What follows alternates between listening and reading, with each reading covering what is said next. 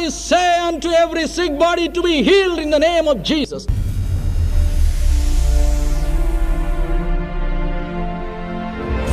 வேதம் சொல்கிறது, The Bible says, அவர் தாமே நம்முடைய பாடுகளை ஏற்றுக்கொண்டு நம்முடைய துக்கங்களை சுமந்தார். அவர் மிகுந்த ஐஸ்வர்யமுடையவராயிருந்தார். though he was so rich, தம்முடைய மிகுந்த தரித்திரத்தினாலே நாம் ஐஸ்வர்யவான்களாக மாறும்படிக்கு அவர் மிகுந்த தரித்திரம் உள்ளவராக மாறினார். அன்பு, love, அன்பு, love, இணையற்ற அன்பு. let not your heart be இன்று troubled. இரவு Tonight, இந்தியன் வார்த்தைகளை கேட்டுக் கொண்டிருக்கிற ஒவ்வொருடைய வாழ்க்கையில் உள்ள வேதனை நிறுத்த வேண்டும். இதற்காகவே நான் இயேசுவை ஏற்றுக்கொண்டேன்.